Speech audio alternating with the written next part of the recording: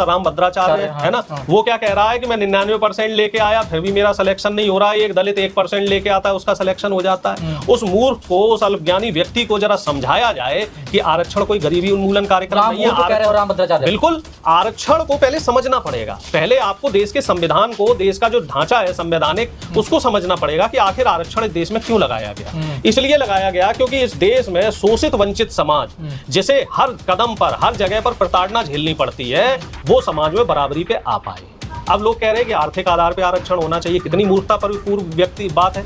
आर्थिक आधार पे अगर देश में आरक्षण हो गया तो भाई साहब जो व्यक्ति निचले पायदान पे बैठा है सामाजिक दृष्टिकोण से, उसको तो कभी बराबरी का हक ही नहीं मिल पाएगा। और ये अनुराग ठाकुर जैसे लोग, स्मृति ईरानी जी जैसे लोग, कंगना रनावत जैसे लोग, ये जो मनवादी व्यवस्था के लोग हैं, ये लोग ही देश में, जो पहले 5000 साल से इन्हीं लोगों का तो कब्जा था। अरे हमारे जो पूर्वज हैं उनका ऐसा ऐसा शोषण हुआ है, उनके ऊपर ऐसे ऐसे अत्याचार हुए हैं, कम से कम हमें पहले उस सामाजिक रूप से बराबरी पर तो लेके आओ। तो है 75 साल हो गए देश को आजाद, अब भी रोते ही रहोगे, तो बराबरी है, सबको बराबर। हाँ बराबरी है। आप ये बताइए कि गुजरात में अब एक दलित नाई की दुकान पे बाल कटवा पा रहा है। अभी भी कई ऐसे हजारों गांव ऐसे मिलेंगे जहां पे गरीब व्यक्ति, जो दलित शोषित वंचित समाज का व्यक्ति, वो मूंछ नहीं रख सकता। संविधान ये कहता है कि कोई भी दलित का बच्चा हो, पिछड़े का हो, शोषित वंचित समाज का हो, चाहे वो गरीब सवर्ण हो, उसको बराबरी पे रहना चाहिए, उसको बराबर मौके मिलने चाहिए। लेकिन जो इस देश का मनवादी ढांचा है, जमींदार का बच्चा है तो वो जमींदार ही बनेगा, वही IAS बनेगा, वही बड़ा अधिकारी बनेगा। और अगर किसी अधिकारी का लड़का है तो वही पढ़ लिख के आगे जाएगा, उसकी जाति का कोई गरीब व्यक्ति को आगे नहीं बढ़ने दिया जाएगा। ये हमारे देश की मनवादी व्यवस्था है। पुजारी का लड़का है तो वही पुजारी बनेगा, चाहे उसका लड़का मूर्ख हो, धूर्त हो। जबकि जो थोड़ा बहुत मैंने अपने धर्म को पढ़ा है, तो हमारा धर्म ये कहता है, और सभी धर्म ये कहते हैं कि आदमी जन्म से नहीं कर्म से महान बनता है। अगर भाई ये तो चीजें फैक्ट है, अगर जगत गुरु तो इस बात को मना करता है, वो करने दीजिए। वो जगत गुरु भी ऐसे ही पोंगा पंडित है, कठमुल्ले टाइप के है। वो जगत गुरु भी मनवादी विचारधारा के लोग हैं, इसी का ज्ञान दे रहे हैं, वो हिंदी का ज्ञान दे रहे हैं, वो सनातन का ज्ञान दे रहे हैं, और अपने बच्चों को विदेश में पढ़ाते हैं। और प्रधानमंत्री की बात करी जाए तो प्रधानमंत्री के सारे ब्रांड तो विदेशी है, ऊपर से लेके नीचे तक, टॉप टू लेके बॉटम तक। और प्रधानमंत्री दुनिया भर के ज्ञान बांटते रहते हैं। बात कर रहे हैं मोदी जी के मंत्री हैं अनुराग ठाकुर, उनके पिताजी भी मुख्यमंत्री रहे हिमाचल में। वो कह रहे हैं कि सबसे पहले जो इंसान अंतरिक्ष में जाने वाले वो हनुमान जी थे। देख लो जी, अपने बच्चे को तो पढ़ाएंगे कैम्ब्रिज यूनिवर्सिटी में, और हमारे बच्चे अगर बता रहे हैं कि पहला अंतरिक्ष यात्री नील आर्मस्ट्रांग है, तो उसे गलत ज्ञान दे रहे हैं। सारे बच्चों ने बोला कि पहला अंतरिक्ष यात्री नील आर्मस्ट्रांग था, इसका मतलब उस स्कूल में बढ़िया पढ़ाई हो रही। लेकिन अनुराग ठाकुर जी को ये बात हजम नहीं हुई कि जो गरीब बच्चा है, जो मिडिल क्लास का बच्चा है, वो आखिर पढ़ कैसे रहा है, उसे सही ज्ञान कैसे है। तो उसे भ्रमित करने के लिए बजरंगबली को पहला अंतरिक्ष यात्री बता दिया। ये सरासर हमारे धर्म का और आस्था का अपमान है। धर्म, हमने पहले ही कहा है, हमारा मानना है कि धर्म आस्था का विषय है, उस पर राजनीति नहीं करनी चाहिए। क्या पता अनुराग ठाकुर ने खोज करी हो, क्या पता वही हो पहले। अनुराग ठाकुर की अगर ऐसी खोज है तो अपने बच्चों को विदेश में क्यों पढ़ा रहे हैं? विदेशी ब्रांड की मोटरसाइकिलें चलाते घूमते हैं अनुराग ठाकुर। अब मुझे ऐसा लग रहा है कि अगला नंबर अनुराग ठाकुर का ही है। पिछली बार इस तरह के विवादित बयान देने में जो नंबर 1 थी वो स्मृति ईरानी जी थी। इस बार अब ये अनुराग ठाकुर जी हो गए, तो वो भी, उनका भी पत्ता साफ हो गया। क्योंकि जिसका विनाश आ जाता है तो उसका दिमाग उल्टी दिशा में चलने लग जाता है। खोज करते हैं ना। एक इनके और पहले नेता थे, और शिक्षा मंत्री भी रहे, उन्होंने कहा कि गणेश की सर्जरी हम लोगों ने की सबसे पहले देखी। बताइए, सारी सर्जरियां, सारे इन्वेंशन हमारे यहाँ हुआ, लेकिन नोबेल प्राइज हमारे यहाँ कितने लोगों को मिला है वो आप गिनती से देख लोगे। एक CV रमन को मिला जी साइंस के लिए। अब तक कितने साइंस और टेक्नोलॉजी के आविष्कार हमारे यहाँ हुए? मुश्किल से 2% हुए होंगे। लेकिन सब कुछ जो पुरानी खोजें हैं, पुष्पक यान देख लो, सब चीजें देख लो, वो सब हमारे यहाँ हो गई। अब मैं ज्यादा कुछ बोल दूंगा तो मुझे कह देंगे लोग, बाग कह देंगे तुम बस आप अधर्मी हो, तुम हिंदू विरोधी हो, तुम देश विरोधी हो, तुम सनातन विरोधी हो। कोई मुझे नीला कबूतर कह देगा, कोई पीला कबूतर कह देगा। कहा जाता है राहुल गांधी सनातन विरोधी है। बस बिल्कुल सच लोगों से हजम नहीं होता। जो ये देश का मनवादी ढांचा है, जो इस देश की ब्राह्मणवादी व्यवस्था है, वो सच को बर्दाश्त नहीं कर पाती, वो संविधान को बर्दाश्त नहीं कर पाती। क्योंकि संविधान इस देश में बराबरी का हक देता है। संविधान ये कहता है कि कोई भी दलित का बच्चा हो, पिछड़े का हो, शोषित वंचित समाज का हो, चाहे वो गरीब सवर्ण हो, उसको बराबरी पे रहना चाहिए, उसको बराबर मौके मिलने चाहिए। लेकिन जो इस देश का मनवादी ढांचा है, जमींदार का बच्चा है तो वो जमींदार ही बनेगा, वही IAS बनेगा, वही बड़ा अधिकारी बनेगा।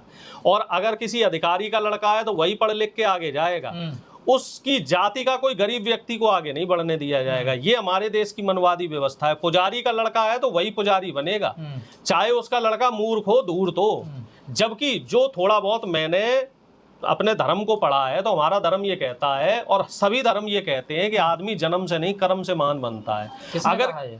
भाई ये तो चीजें फैक्ट है। अगर जगत गुरु तो इस बात को मना करते हैं। वो करने दीजिए, वो जगत गुरु भी ऐसे ही पौंगा पंडित है, कठमुल्ले टाइप के हैं। वो जगत गुरु भी मनवादी विचारधारा के लोग हैं। बताइए, अब वो उस पे बात आ गई, वो कौन सा राम भद्राचार्य है ना, वो क्या कह रहा है कि मैं 99% लेके आया फिर भी मेरा सिलेक्शन नहीं हो रहा है। एक दलित 1% लेके आता है, उसका सिलेक्शन हो जाता है। उस मूर्ख को, उस अल्पज्ञानी व्यक्ति को जरा समझाया जाए कि आरक्षण कोई गरीबी उन्मूलन कार्यक्रम नहीं है। राम भद्राचार्य बिल्कुल, आरक्षण को पहले समझना पड़ेगा। पहले आपको देश के संविधान को, देश का जो ढांचा है संवैधानिक, उसको समझना पड़ेगा कि आखिर आरक्षण इस देश में क्यों लगाया गया। इसलिए लगाया गया क्योंकि इस देश में शोषित वंचित समाज, जिसे हर कदम पर, हर जगह पर प्रताड़ना झेलनी पड़ती है, वो समाज में बराबरी पे आ पाए। अब लोग कह रहे हैं कि आर्थिक आधार पे आरक्षण होना चाहिए। कितनी मूर्खता पर पूर्व व्यक्ति बात है। आर्थिक आधार पे अगर देश में आरक्षण हो गया तो भाई साहब, जो व्यक्ति निचले पायदान पे बैठा है सामाजिक दृष्टिकोण से, उसको तो कभी बराबरी का हक ही नहीं मिल पाएगा। और ये अनुराग ठाकुर जैसे लोग, स्मृति ईरानी जी जैसे लोग, कंगना रनावत जैसे लोग, ये जो मनवादी व्यवस्था के लोग हैं, ये लोग ही देश में, जो पहले 5000 साल से इन्हीं लोगों का तो कब्जा था। अरे हमारे जो पूर्वज हैं, उनका ऐसा ऐसा शोषण हुआ है, उनके ऊपर ऐसे ऐसे अत्याचार हुए हैं। कम से कम हमें पहले उस सामाजिक रूप से बराबरी पर तो लेके आओ। कहते तो हैं 75 साल हो गए देश को आजाद, अब भी रोते ही रहोगे, अब तो बराबरी है, सबको बराबर। हाँ, बराबरी है। आप ये बताइए कि गुजरात में अब एक दलित नाई की दुकान पे बाल कटवा पा रहा है। अभी भी कई ऐसे हजारों गांव ऐसे मिलेंगे जहां पे गरीब व्यक्ति, जो दलित शोषित वंचित समाज का व्यक्ति, वो मूछ नहीं रख सकता, बराबर चारपाई पे नहीं बैठ सकता, साथ में खाना नहीं खा सकता। और आप कह रहे हो देश को 75 साल हो गए। ऐसे तो 75,000 साल हो जाएंगे, तब भी देश में बराबरी नहीं आएगी।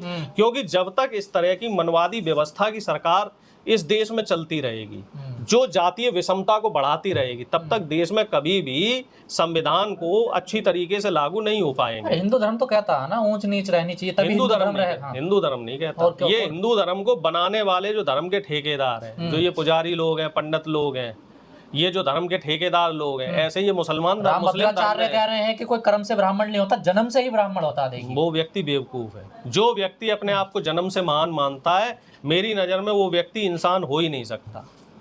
वो व्यक्ति इंसान नहीं हो सकता है, क्योंकि आदमी की पहचान कर्म के अनुसार ही होती है। अगर आदमी के कर्म अच्छे हैं, पढ़ने लिखने में तेज है, तो वो तरक्की करेगा और उसको मौका मिलना चाहिए। यादव जी, एक आखिरी में सवाल ले लेते हैं। बिहार में अधिकार यात्रा राहुल गांधी जी या पूरा इंडिया गठबंधन निकाल रहा है।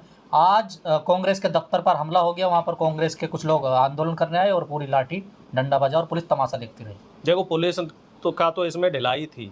पुलिस का पूरा षड्यंत्र था कि बीजेपी के इतने उपद्रवी कार्यकर्ता और आतंकी टाइप के लोग आ गए और हमारा जो वहाँ मुख्यालय था पटना में, सदाकत आश्रम में, उस पे हमला बोला, तोड़फोड़ करी, वहां अंदर लूटपाट करी, कई लोगों को पीटा, और उसके वीडियो भी वायरल हो रहे हैं और कोई भी कानूनी कार्रवाई नहीं हो रही।